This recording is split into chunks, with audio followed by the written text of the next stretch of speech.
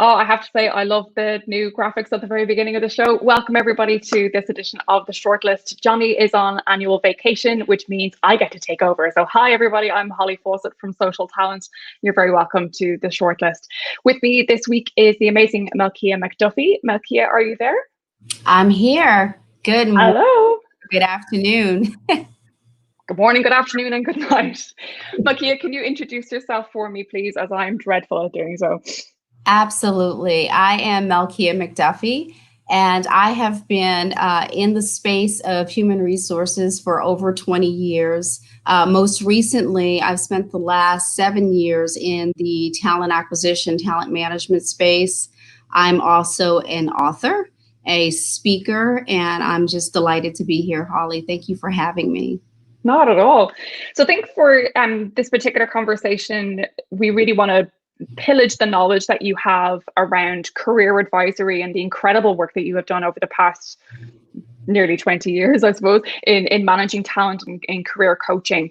And with COVID and the remarkable amounts of job losses and fear that people have as well going back into the office, we have a couple of hot topics that we'd like to discuss over the course of today's episode. The first topic is this one from Business Insider. And if you want to bring up our quick graphic.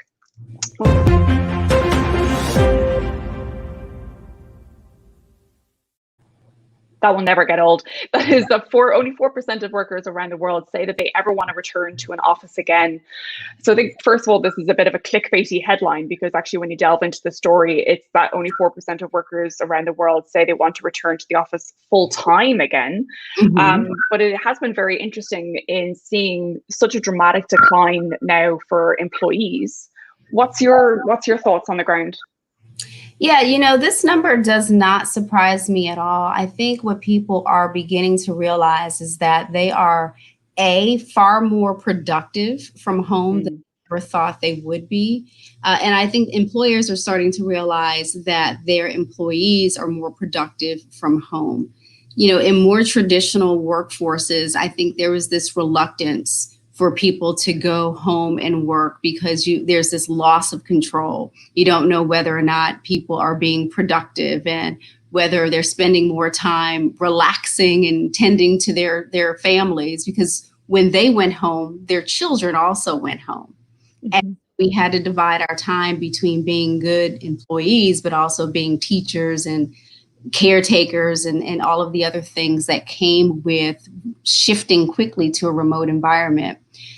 But we've adjusted and we've been able to be quite successful in this environment. And there's more of a work-life integration that people are experiencing. And there's really no compelling reason that many people feel to go back into the workplace.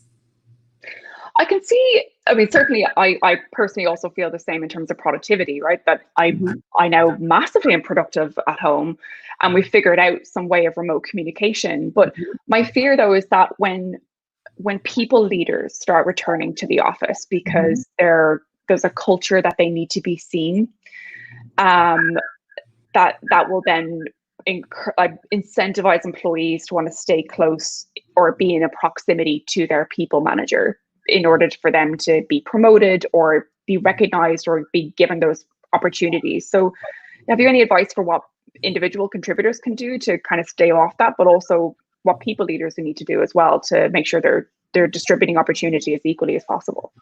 Absolutely. I think that, COVID-19 certainly fast-tracked, many companies into moving into a remote environment before they were prepared to do so. And I believe that this will become more of the norm post-COVID. And that then signals that managers or people leaders need to have tools in place where they feel confident that they can engage and manage the performance of their team members. There are more and more companies today that are hiring people in this climate, and they're hiring them sight unseen. And they have to now onboard and, ensure that these individuals are acclimated to their new environment, all virtually. And so that requires that we have tools and processes in place so that team members continue to feel engaged. I think that really leads us so beautifully onto the next topic as well, which came from HR blog, which really looks at why attracting and making employees stay in the current climate is so important in this topsy-turvy world. And like with the current social climate as it is, but also the current health climate as it is, how are we going to attract and encourage those employees to stay? What have you seen where you are with regards to talent attraction, especially when it is that sight unseen of a new hire? Like, that's terrifying for some people managers, I know. Yeah. So although, many of the organizations that I've worked for and worked with have been relatively traditional, I'm not so much so that much of a traditionalist. And even still, there's a certain hesitation that I've had with respect to hiring people sight unseen. It just is unnatural, but it's happening. And I've actually hired individuals in this climate sight unseen. And again, as long as there is that plan for proper onboarding and engagement, I think that that's fine. But there's other positives that come with this remote environment. And I think that it really widens the candidate pool, because now you're no longer limited to candidates that are either in your geographic area, willing to relocate to your geographic area, or if you are in a busy metropolitan area, willing to even commute to where the office is. So now you've widened the candidate pool significantly, and you can find the best fit for the needs that you have in your organization, irrespective of where those individuals are on the globe, quite frankly. I can imagine that would also, like this widening of the candidate pool, considering that there is a massive call in the world now. There has never been a bigger business case for social justice and social mobility as well. And a big blocker to social mobility was, well, they're not physically here. Can they afford to relocate to our city? Can they afford to pay $3,000 a month in rent for a shoebox under the cupboard, and all kinds of strange things in the Bay Area. But now you could be in North Carolina, you could be in Saskatchewan, in the country, in Canada, you could be in Timbuktu, technically, if you wanted, if you were able to work the hours and had good Wi-Fi. And now the salary that you could have earned in the Bay Area, albeit maybe slightly bit smaller because you wouldn't have such deep living expenses, you now have the opportunity to work for a huge, amazing organization, right? Absolutely. So it widens the options for the candidate themselves. As I mentioned, it significantly widens the candidate pool for the employer, but it also has diversity implications, because now it gives you the opportunity to attract talent from anywhere and everywhere on the globe. And it just brings a different element of diversity to the organization. So again, I have a tendency to always look for the positives, even in these times of crisis. There's a lot to be gained for the employer and for the employee or the candidate. For sure. And so can you think of ways in which organizations can like really pull themselves up when it comes to, we're starting to ramp up hiring again, let's say it'll be October by the time they do that in order for a Christmas peak, COVID or no COVID, right? Organizations have to continue to move. They're probably very reluctant to do so right now. What is their strategy then, or what kinds of things should they be looking for based on this article around, like, social justice is important, having a political stance is important, like, should an organization even be political, or should we stay completely out of it when that's what candidates are looking to hear from us, so that they know that we're right as an organization for their values? Absolutely. I mean, there are so many things that are happening on our planet right now, particularly in the US, that has just stirred up a lot of emotion, COVID being the first of which. Then with all of the attention now being paid to the police brutality and just the disparate treatment of Black people in America, and quite frankly, other cultures in America. Companies are really, or candidates are really looking at companies now to see how they show up during these times. And I tell friends and colleagues of mine who are in the market that to pay really close attention to the messages that companies are conveying during this time, because it really will give you great insight as to the character and the culture of that organization. And it's the things that we do today in response to what's happening on our planet that will really sort of cement how we're regarded in the future. I 100% agree. But I think sometimes as well, like I remember when I was job seeking, when I was made redundant during the last recession, I think I applied for probably at least a dozen jobs a day, right? That was my job. My job was to apply to other jobs. I did not look at to be fair, now this was before Glassdoor, but I didn't look at the brand necessarily of the organization, what the employees were saying. I was like, oh, is that a company that I've heard of, right? It was purely based on like actual brand name recognition, because it was more consumer-based companies that I was looking into at that time. Do job seekers today have that luxury, right? Because they're under pressure to earn a living, because their healthcare is tied to their employment, everything else is tied to their employment, their rent, etc. Especially in countries or states specifically that don't have a great social safety net. Are maybe employers back on the sort of, aha, we have the upper hand again, we can do whatever we want, or do they still need to really show that actually we want to treat candidates the way we did back when it was a really candidate short market? Yeah. So I think a savvy employer who is really serious about their commitment to creating a people first culture, not going to change their tune because now they have the upper hand.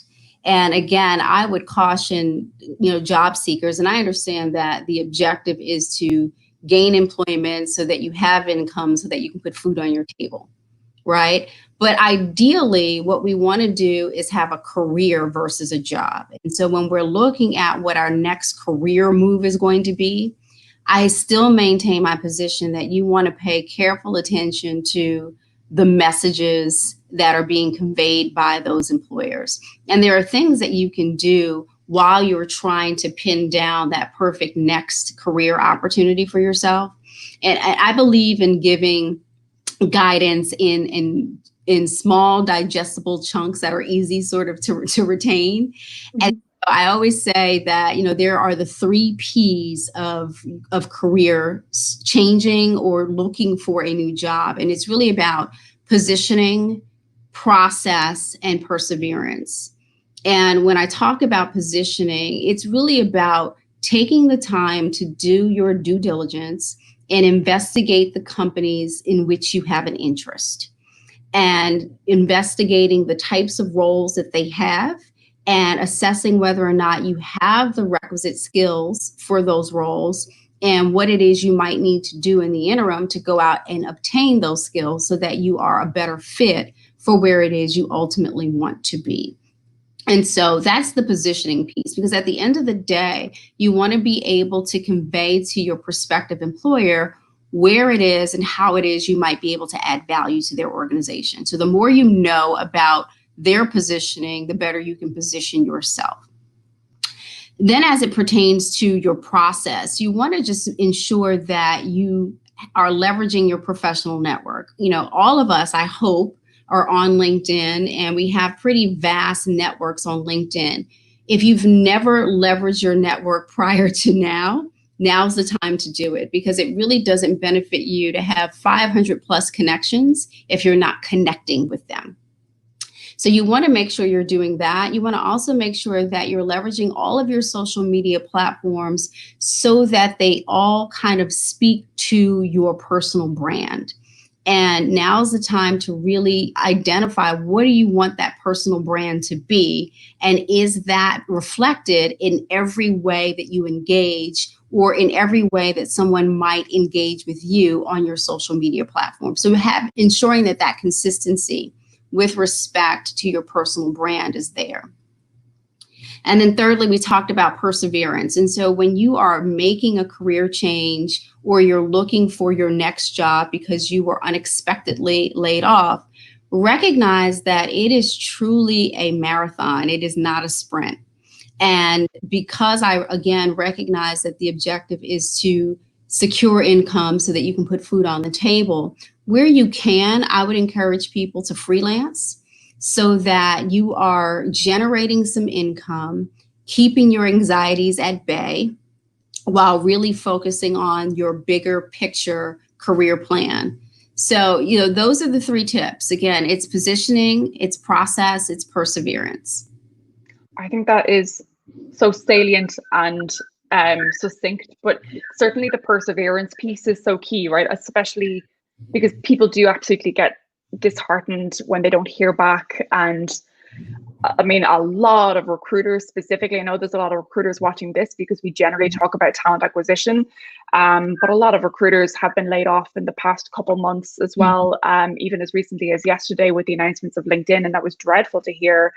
But you've got, like, we expect and we know the experience of recruiting. We understand the candidate experience is incredibly important, and yet now we're the candidates. And we have an expectation of what candidate experience is. We're like, we really want to hear back. We want to receive a notification that we're being dispositioned if we're not right, rather than dispositioned at the very, very end when somebody's actually been hired and I've heard nothing for 3 weeks or 6 weeks.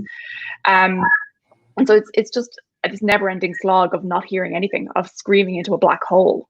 So what kinds of, I know in your book in particular, around You Are the Talent, you speak around the need for conscientiousness, and that skill of conscientiousness being critically important to one's professional success.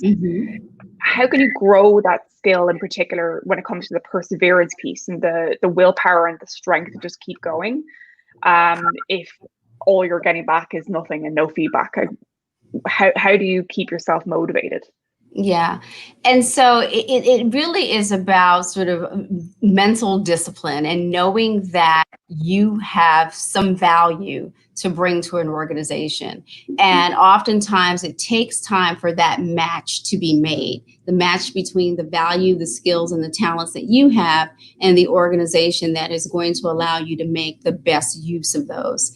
And in order to find that perfect match, and that applies to every part of our lives, in order to find that perfect match, it takes time and it takes work. What I would say for those that are on the side of the employer is there are things that you can do to sort of soften the pain for those that are in the job search currently, that may be a little bit different than how you may traditionally handle candidates. If there is not a time for us to be hyper focused on candidate experience, it is now. And we need to make sure that in every way that we engage with candidates or employees, that it's done with a very high degree of empathy. And I would say that, employers need to make use of every virtual tool that they have at their disposal, make it very easy for candidates to engage with the company, shorten the apply process where you can. Make sure that you are, if you're not in a position where you are able to hire today, that you are consistently communicating with candidates, perhaps through a CRM, where you're pushing out information about the organization and keeping them warm and keeping them engaged. I would also say that this is a time to reevaluate the language in all of your candidate communications. So as a candidate applies, they would get an auto-generated letter acknowledging receipt of their application. Revisit the language in those communications. Are they written with a degree of empathy? And if they're not, then this is the time to really go back and massage that language so that it is empathetic, understanding the climate in which, which we are all in. The other is, to your point, Holly, when people apply for jobs and they're not hearing anything back and they feel as if they're in this black hole or they're yelling into this black hole looking for guidance or next steps. We all know as talent professionals that there's always a common set of questions or concerns that candidates have when they are in the process.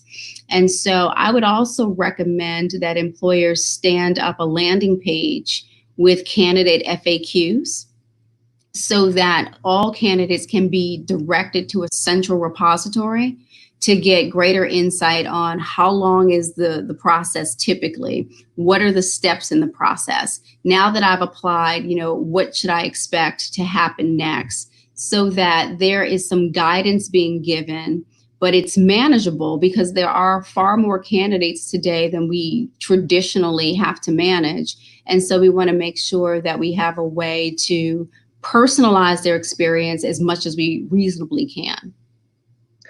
Yeah, I think the reasonable level of candidate experience is definitely key to put in, considering the volume of applicants that tends to come in to open positions when people are desperate. Have you any advice for the job seeker themselves around how many jobs they apply for, how much effort should they put into that application, and really what helps them to stand out from others that gives them that better chance? Like, is it quality versus quantity? Now, I obviously know the answer to that question, but I'd love you to give us some more insight around what kind of quality recruiters are really looking for.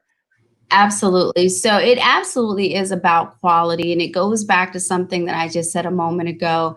When you are putting together your resume and you are, revisiting your social media profiles, this is the time to really make sure that you are highlighting where you have added value in your former employment and where you are able to add value in your next employer, because those are the things that are going to make you stand out above others. And the more you are familiar with the companies that you're targeting, the more specific you can be in terms of the things that you highlight as your selling points.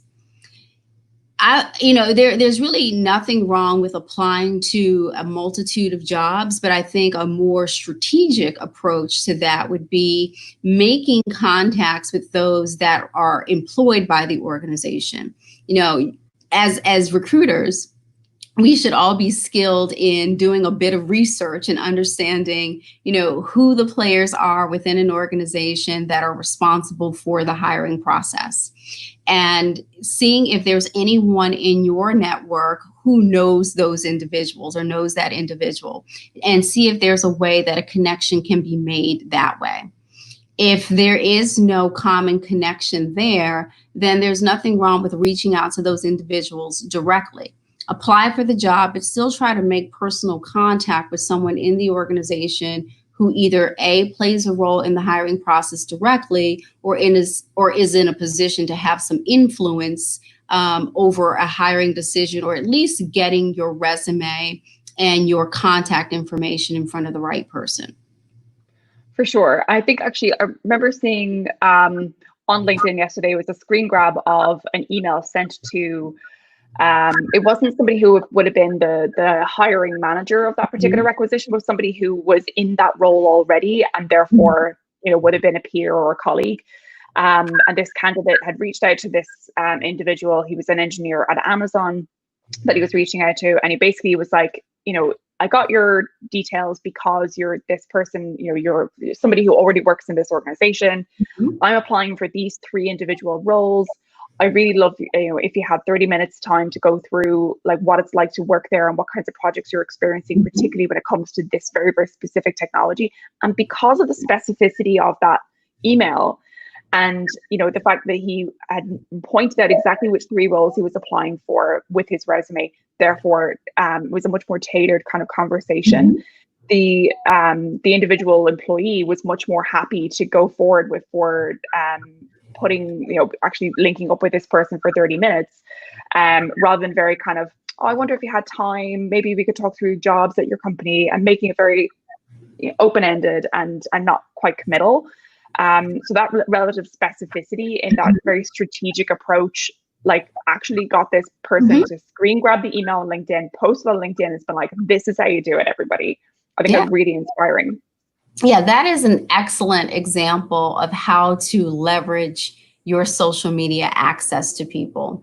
And I think, as recruiters, we think about leveraging social media as a way to get access to the talent that we need to fill positions for the organizations that we support. But when the shoe is on the other foot and you're now the candidate who is seeking your next opportunity, you can use those platforms to your advantage in the very way that you just described. Absolutely. And is there, I mean, we also, speaking of personal brand and everything else, like what I love most in your book was the fact that you draw out that, of course, one needs to have intelligence, right? We need the skills and knowledge that we need to do the job, the IQ. We need the EQ. We need that ability to be able to interact with others, understand and have empathy for our customers, for our clients, for our coworkers, etc., to be able to work harmoniously, but also a style quotient as well. That how we show up matters. Can you talk through what job seekers can take from an SQ perspective? I love this idea of SQ, by the way. I think it's an unnoticed, like we know that appearances matter, but we don't like to pay attention to them for some silly reason. And it could be this one small little thing that's letting us down.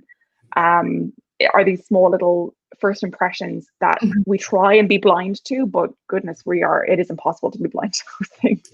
Absolutely. Yeah, it is unfortunate that appearances matter as much as they do. And it's one of those things that it's tough to address because it's an item that leaders are least likely to give feedback around because it can be a very sensitive topic. And I've experienced in my own career where I've had colleagues who have checked every box in terms of academia and experience and results, but were limited in how far they could go or the visibility that was given to them solely based on their appearance. And no one ever gave them that feedback. And they spent a great deal of time being frustrated, trying to understand, if I've checked all of these boxes and you say that you value me as an employee, why is it that I'm not being given these opportunities? But when I talk about, the fact that appearances matter, I want to be sure that I'm clear about not, inferring that it means not being yourself, because you absolutely have to remain true to yourself. And it is imperative that you are comfortable and authentic wherever it is you go and whatever it is you do. Because if you suppress who you are, then you will never have an opportunity to truly be your best. So it really requires you to, understand the organizations that you are seeking to be a part of and their culture, and making a real assessment around whether or not that culture aligns with your values and who you are. And are you able to show up in that environment in a way that's going to allow you to be comfortable on a day-to-day basis? And, going back to where we started at the top of this conversation, Holly, the beauty of this remote workforce is that it allows for more of that, right? So can be a bit more of yourself at home because the sort of standard is a bit lower when people are working in a remote at home environment. But, all of those things are equally important. You've got to know your stuff.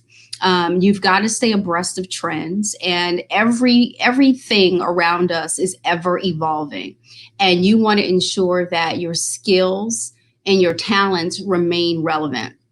So making an investment in yourself is probably the most important thing that you can do.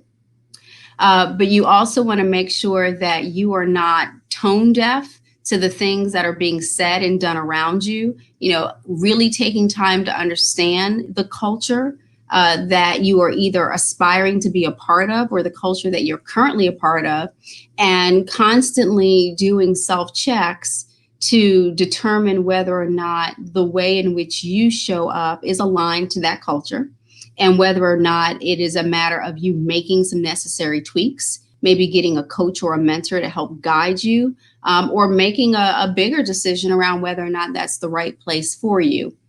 And then thirdly, as you mentioned, just making sure that you're showing up and you're dressing the part, whatever that part may be. Yeah, I'm reluctant to constantly focus on appearance because beauty is a very interesting privilege that we don't really address.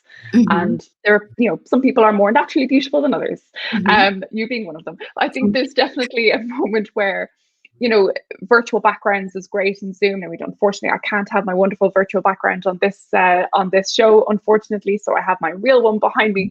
But like simple things like that, right? It's if I'm doing a virtual interview and I'm at home and I'm wearing, lounge pants on the bottom and maybe a shirt on top, so like what is visible to the person, but the room that I'm facing the camera into like has a huge mess in the background, and or just like things just look really out of place. Like again, like those small first impressions, which shouldn't play a part in our hiring decision, but unfortunately do steer people's first impressions towards what this person's going to be like as an employee, and their conscientiousness level, for example, and in just generally how they show up. Are they going to be a professional in our organization when that's who we're hiring?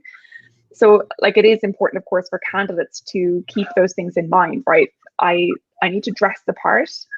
And the beauty about dressing the part is that when you put on a suit or an outfit that you look great in, you feel 100 times better about yourself, I think. Absolutely. Absolutely. And I will say one thing about, preparing for whatever your next opportunity is as a candidate. We talked a lot about making sure that you understand the company culture that you are either pursuing or a part of. But I think as you're interviewing, it's also important to understand the individuals. And here's why I say that. There was a candidate that, this was some time ago that we were interviewing, and there were several people inside the organization that were part of a panel. And they all had very different perspectives on how this candidate showed up for the interview. And my perspective was the individual showed up in a very neat collared polo shirt, and I thought that was fine. Didn't pay attention to what he was wearing. I was more so focused on what it was he was sharing. Another colleague was offended that this candidate did not show up virtually. This was all done virtually, but did not show up in a shirt and tie. Because that colleague had a different expectation. And I would venture to guess that if, as a candidate, if you started to do some due diligence on the individuals that you would be interviewing with, you would get a better sense of their level of formality. And then that should hopefully help to inform how you might want to show up in an interview for those individuals. Is it okay to ask the recruiter that question? If you're being prepared for the interview by the recruiter or the coordinator, is that an acceptable thing to ask? What should I wear? What are the people expecting me to wear during this virtual interview? I like, we're a smart casual company. Wear whatever you like. No, please give me actual guidance here. Is that possible to have? And I wonder, do recruiters do this?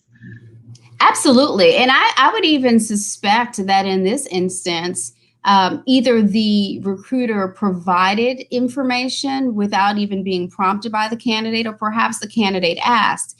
And I'm certain that the response was, we are business casual, and if you wore a collared polo shirt, that would be fine. But I think that there's a follow-up question that needs to be added to that, which is, but give me a bit more insight about the individuals that I'll be meeting with.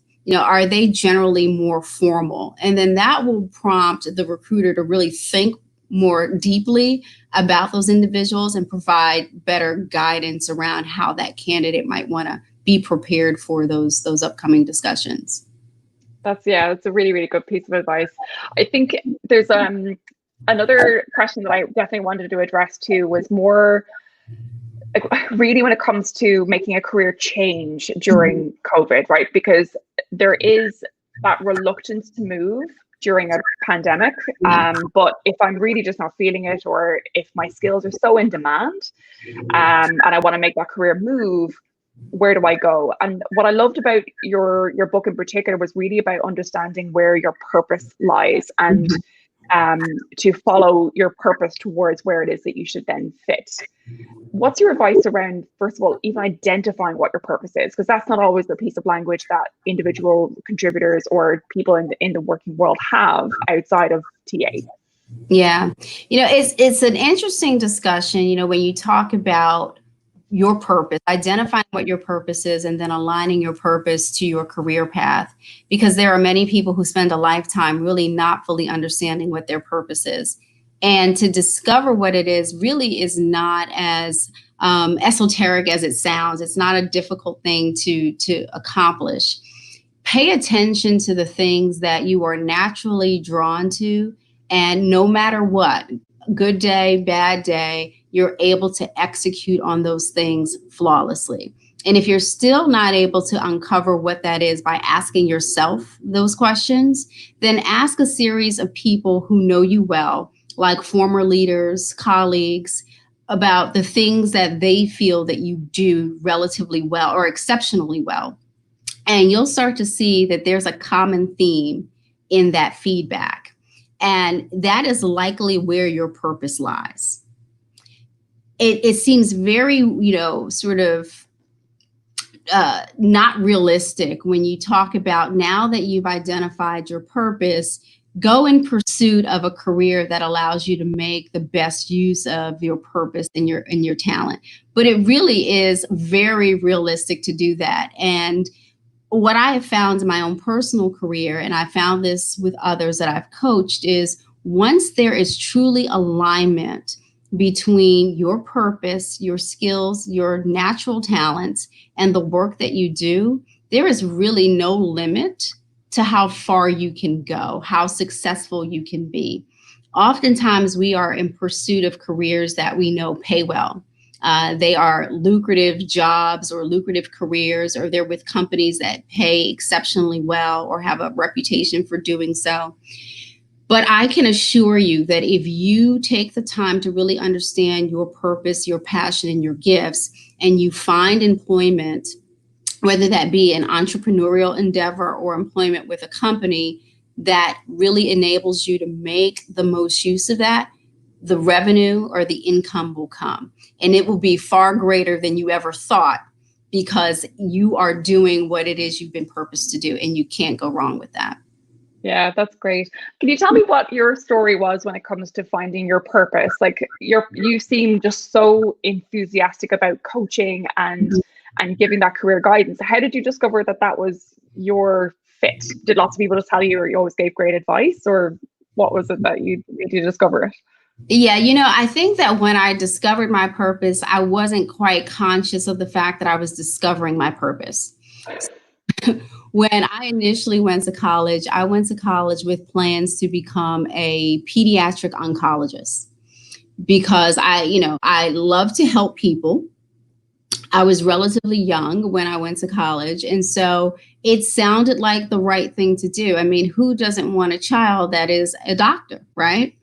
So I went to school, and first year as a biology major, I started to feel like this is probably not what I want to do. So I took a pause. I went into the Army as a reservist, and I went in as a medical specialist, and no regrets. It was a great experience. I got to meet some amazing people who otherwise our paths probably would not have crossed. But it was also a turning point for me, where I realized that the medical field probably wasn't where I wanted to be, but I was still uncertain about what it was exactly I wanted to do. So when I came out of basic training and my advanced training, I secured a job, moved to Maryland. I'm originally from New York. I moved to Maryland, and I got a job as a temp, as an admin assistant.